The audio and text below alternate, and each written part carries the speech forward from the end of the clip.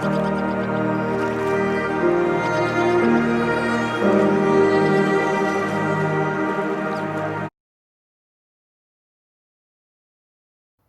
गुरुदेव।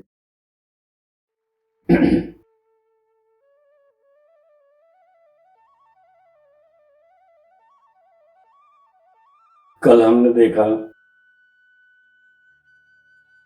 कि मन कितना पुराना है और कितना बलशाली है।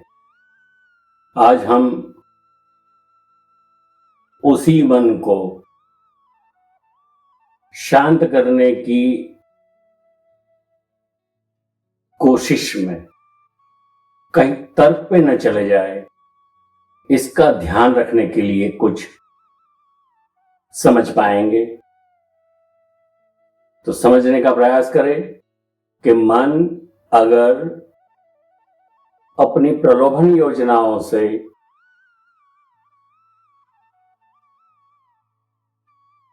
आपके भीतर तर्क पैदा कर देता है, तो तर्क के माध्यम से आप कल्पनाओं की दुनिया में चले जाते हैं और आंखें बंद करके जब बैठेंगे तो उसी कल्पनाओं के माध्यम से आप अपने भीतर नई नई तस्वीरें बनाएंगे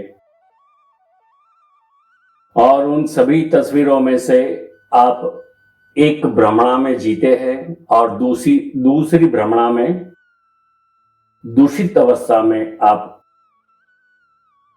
पहुंच जाएंगे। तो बहुत संभल के जीना है, बहुत संभल के सोच के चलना है कि तर्क अगर आ गया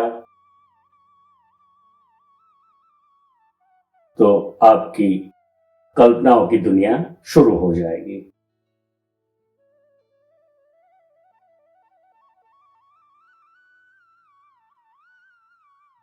जैसे हम समझते हैं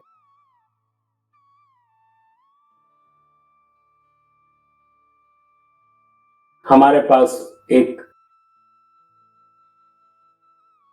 पृथक्करण के लिए एक विशेष प्रयोगशाला है जिसका नाम ऋषि मुनियों ने बुद्धि के नाम दिया है।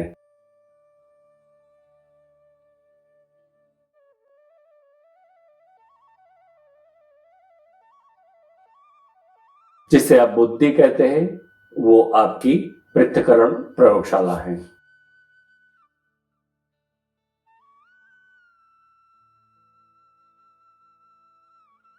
तो इसे आप समझे कि बुद्धि की आवश्यकता कब है और हम उसका उपयोग कब करते हैं,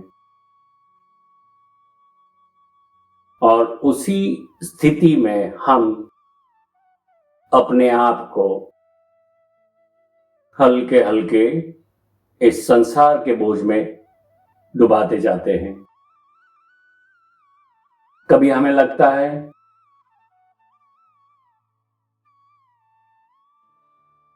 कि संसार बोझिल है, सारी व्यवस्थाएं, समष्टि की रचना, समाज सब बोझिल है हमारे लिए। तो ये कब लगता है? तो जैसे मन आपको और आपके व्यवहार को अभी चलाता है,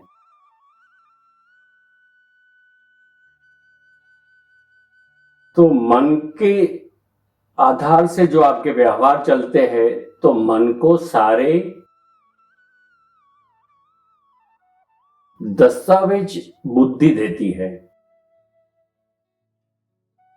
इसे उदाहरण से समझते हैं।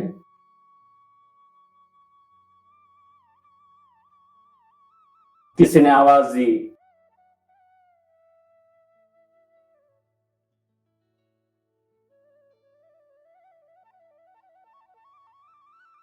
तो उस ध्वनि तरंग को आपके कान ने भी ग्रहण की, तो वो ध्वनि तरंग के आधार से सीधे संदेश भौतिक मगज के बुद्धि नामक प्रयोगशाला में जाते हैं तो उस आवाज में कोई नाम था जो आपके नाम से मिलता था। पीछे अलंकार लगे हुए थे, भाई चंद्र कुमार साहब।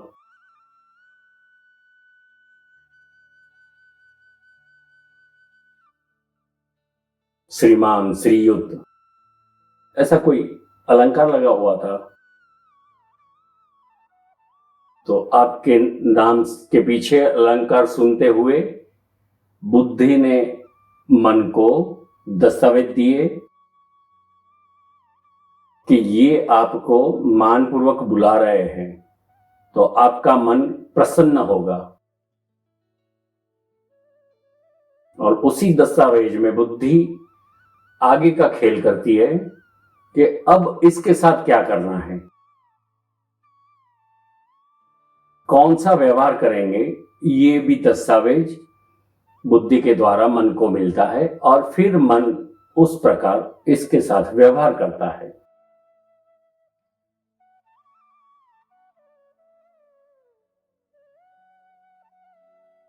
यही स्थिति में अगर किसी ने कुछ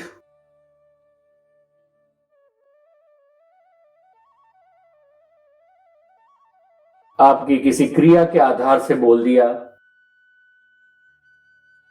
गधे, तो वैसे ही आवाज अंदर गई, उसी तरंगों को बुद्धि ने पकड़े और फिर पृथक्करण किया। बोले गधा, तो बोले शब्द जाना पहचाना है। फिर बोले अरे ये तो गाली है। तो पृथक्करण करके बुद्धि ने मन को रिपोर्ट दे दिया।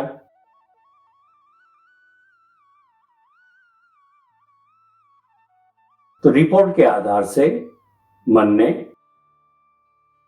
व्यवहार किया कि अरे ये तो मुझे गाली दे रहा है।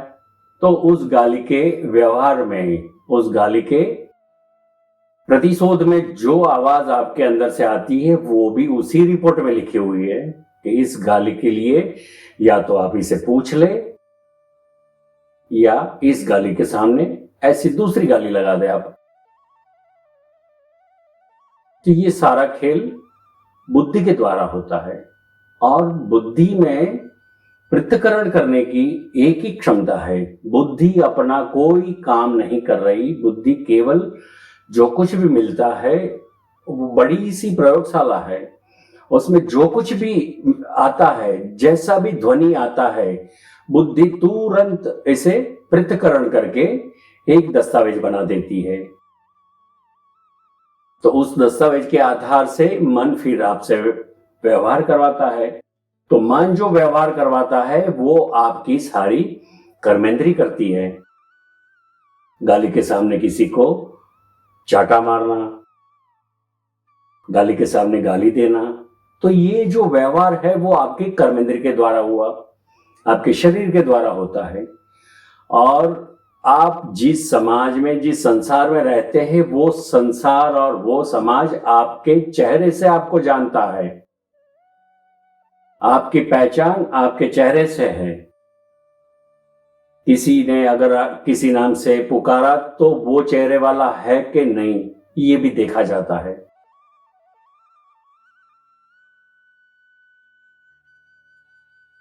तो अभी आप जैसे जी रहे हैं तो इस चेहरे को लोग जानते हैं, आपको कोई नहीं जानता। जिस चेहरे को लेके आप घूमते हैं उसी चेहरे को जानते हैं लोग, आपको कोई नहीं जानता। तो आपका मतलब है आपकी शुद्ध चेतना। जो चेतना आपकी शुद्ध है, उस शुद्ध चेतना के आधार से आपको कुछ गाली लगती नहीं और आपकी चेतना कभी किसी को गाली देती नहीं। तो परमात्मा कहते हैं कि आपकी चेतना न तो तलवार से कटती है, न आग से जलती है, न पानी से पिघलती है,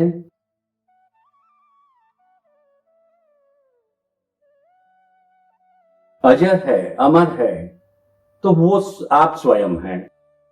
तो उसकी खोज करने के लिए आपको बुद्धि की आवश्यकता नहीं, जो आप स्वयं हैं। तो इस स्थिति में आपकी स्थिति क्या होगी? तो जैसे जैसे आप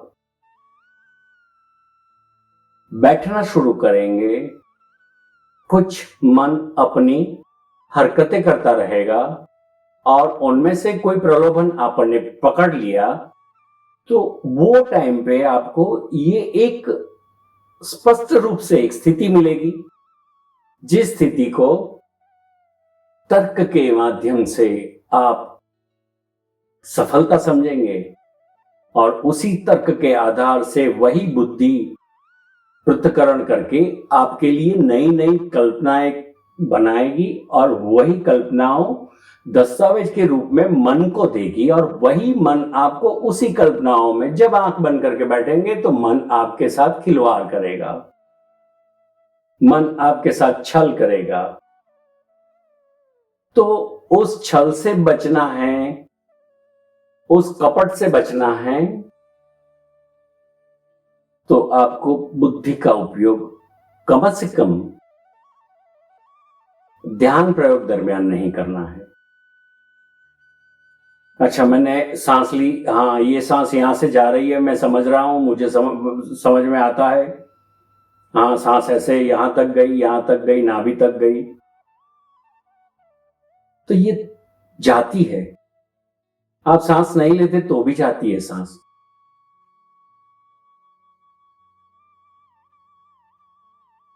आप नाक के अलावा शरीर के हर हिस्से से सांस लेते हैं, हर चक्र से सांस लेते हैं,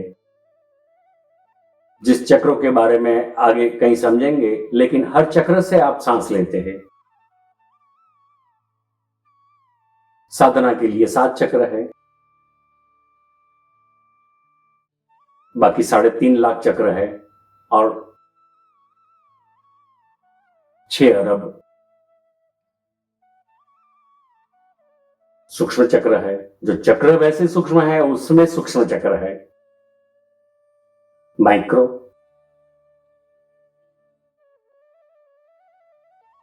तो ये चक्र का हिस्सा थोड़ा लंबा है, लेकिन वो सारे चक्र सांस लेते हैं। तो जैसे आप ध्यान के लिए अभ्यास शुरू करते हैं, तो कभी कभी आपको ये महसूस होगा कि कुछ समय के लिए मेरा ध्यान नहीं था कि मैं सांस ले रहा हूं कि नहीं ले रहा हूं। कुछ समय के लिए जैसे सांस बंद हो गई थी, कुछ समय के लिए सांस रुकी हुई थी, फिर भी आप चल रहे थे ध्यान के अंदर। तो ये सांस कहां से चलती थी? जब ये आपकी सूक्ष्म नाड़ी शरीर जो है उसके सारे केंद्रों में से सांस आ रही थी और वहीं से सांस जा रही थी, तो वो नाड़ी केंद्रों में से आते हुए सांस को सांस नहीं, पर इसे प्राण कहते हैं।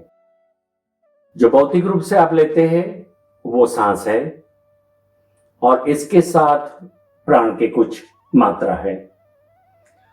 और जब ध्यानस्थ होते हो तो वो सांस रुक जाती है और प्राण ही प्राण चलते हैं। और वही प्राण, जैसे हमने पिछली बार समझा कि प्राण मन से बड़ा है, मन सूक्ष्म है प्राण से, तो उससे हमें हंगामी लाभ मिलेगा। कुछ 2 4 6 दिन के लिए अच्छा लगेगा, फिर कुछ बेचैनी शुरू होगी। ये हमने पिछली बार समझा था।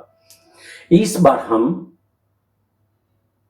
प्राण के प्रवेश द्वार की दिशा में चल रहे हैं, आगे जाएंगे और गहराई में जाएंगे। लेकिन ये प्राण सूक्ष्म में प्रवेश करता है। सूक्ष्म शरीर जो है आपका नाड़ियों से बना हुआ है, पारदर्शक नाड़ियों हैं जैसे हमारे शरीर के अंदर रक्तवाहिनियां हैं, जैसे फैली हुई है, ठीक वैसे ही पारदर्शक ऐसी नलियां हैं जिससे आपका सूक्ष्म शरीर बना हुआ है। इसके केंद्र है, उसे हम चक्र के नाम से जानते हैं। तो वो केंद्र जो है सूक्ष्म के, वो सूक्ष्म के केंद्र पर प्राण का आह्वान शुरू होता है, जब जाके प्राणायाम होता है। और जैसे हमारे इस आगे हमने पिछले हफ्ते देखा था, जब शिविर शुरू हुई पिछले हफ्ते, तब हमने पहले दिन में देखा था कि हमारे इस शरीर के अलावा और भी शरीर है, सभी के नाम हैं, सभी के कार्यकारी अवस्था है। तो वैसे ही सभी के तत्व है। जैसे भौतिक शरीर 5 तत्वों से मिला हुआ है, लेकिन भौतिक शरीर पृथ्वी तत्व का शरीर है। सूक्ष्म शरीर तरल है, वो जल तत्व का है। कारण शरीर, यहां तक चलते हैं, कारण शरीर अग्नि तत्व का है। उसे हम आगे जैसे जैसे चलते जाएंगे, वैसे आज जो समझना है, जो जानना है, ताकि कल को आप ध्यान में बैठे तो कोई गलती ना हो। तो शरीरों के बारे में तो हम बाद में भी समझ सकते हैं। तो ये जो अवस्था बनती है आपकी, तो उसमें आप हल्के हल्के तर्क की ओर जाते हैं, और वो तर्क आपको बुद्धि हर वक्त पृथक्करण करके देती है कि अब आप ऐसा करें, अब आप ऐसा करें। अंतर आपको गाइड करती रहेगी। तो वो आपकी बुद्धि है जिसकी जरूरत ध्यान में नहीं है। कभी ध्यान में बुद्धि का उपयोग ना करें, वो कल्पनाओं की ओर जाएगी बात, और कल्पनाएं फिर हमें फंसाएगी। एक कल्पनाओं की दुनिया में तो हम बसे हुए हैं। कल को मेरे पास पैसे आ जाएंगे तो मैं ये करूंगा, वो करूंगा, बस ऐसे ही कल्पनाएं चलती है हमारी। पैसे उतने ही आते जितना अपॉइंटमेंट लेटर में लिखा हुआ है, लेकिन हम कुछ बड़ी गाड़ियां, बड़ी कोठियां खरीदना, ये सब सारी कल्पनाएं चलती है। तो उसी में हम उलझे रहते हैं। तो ठीक वैसे ही ध्यान में भी यही दुकानदारी आपकी शुरू हो जाएगी। तो आपको बहुत संभलना है कि तर्क में और तर्क के द्वारा कल्पनाओं में न चले जाए। तो वो प्राण का आयाम जहां से होता है, तो इसके लिए आपको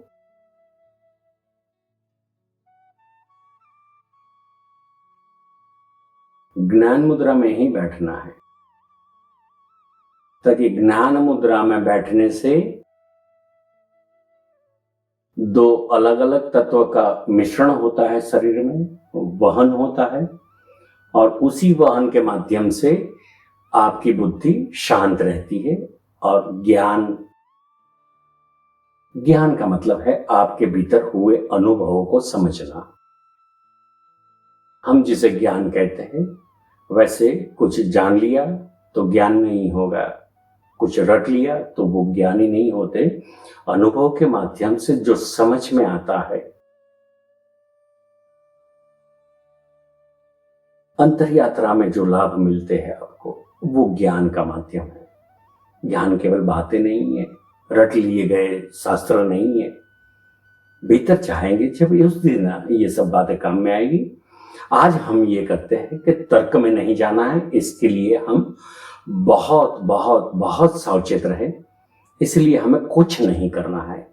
न तो विचारों के साथ चलना है, न तो पुरानी चीजों को लेके, पुरानी कहानियों को लेके, पुराने शास्त्रों को लेके, पुरानी सुनी हुई बातों को लेके हमें कहीं ध्यान प्रदेश में कदम रखते वक्त कहीं उन किसी चीजों में नहीं जाना है।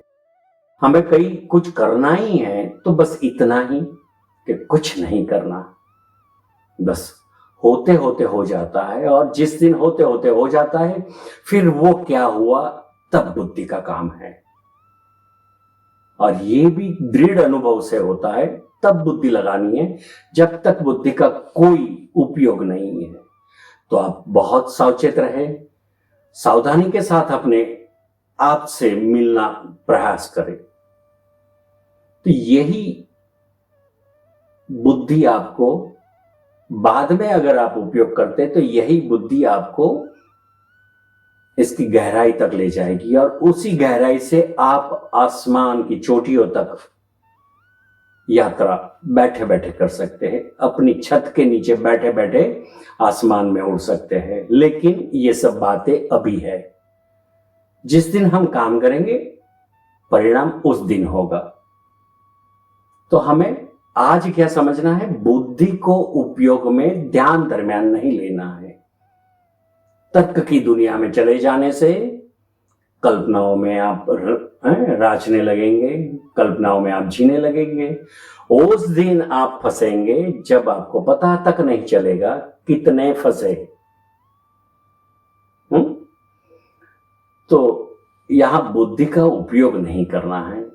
तो मैं मानता हूं कि बुद्धि का उपयोग नहीं करना है, यही विषय है। तो आज प्रश्न उठने की संभावना नहीं है, ताकि अभी पहले रोके तो सही। बुद्धि को रोकेंगे जब पता चलेगा बुद्धि कब परेशान करती है। रोकने का प्रयास करें, बुद्धि का उपयोग रोकना है, बुद्धि बंद नहीं करनी है, आपके उपयोग रोकना है। जो बुद्धि मतलब आपकी बुद्धि जो है वो एक बड़ी सी पृथक्करण प्रयोगशाला है। तो प्रयोगशाला में हमें अभी कोई सैंपल नहीं देना है, बस हम काम करते रहेंगे। जो होता है होते होते हो जाएगा। तो जो होता है उसे केवल देखता है। तो आपकी शुद्ध चेतना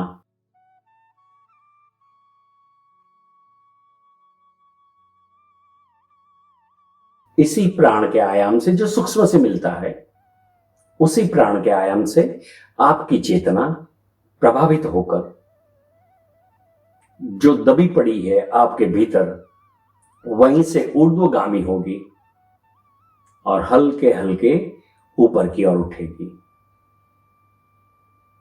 तो अभी कोई प्रश्न की जगह नहीं है। अभी तो बस केवल हमें ये अभ्यास ही करता रहना है। और अभ्यास का परिणाम जो है उसमें कोई द्विधा बाधा आती है तो आप कभी भी मुझे पूछ सकते हैं और मैं आपको, जब कोई द्विधा बाधा आती है तो मैं आपको तुरंत जवाब करूंगा। तो कभी भी उठे प्रश्न, आप द्विधा बाधा के आधार से, अब जो अभ्यास करते हैं तर्क की दुनिया से दूर रहना है, ये बहुत स्पष्ट हो चुका है। तो तार्किक प्रश्न न हो, अनुभव के प्रश्न हो।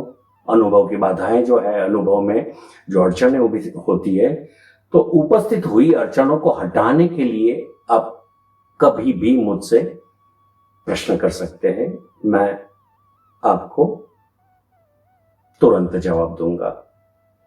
तो अभी आज ज्यादा कुछ समझने की जरूरत नहीं है। बुद्धि को रोकना है तो बुद्धि के रोकने का अभ्यास करते रहें। जब तक के लिए वाणी को विराम देते हैं और फिर कल ऐसे ही हम यही मिलेंगे इसी माध्यम से। जय गुरुदेव, जय गुरुदेव।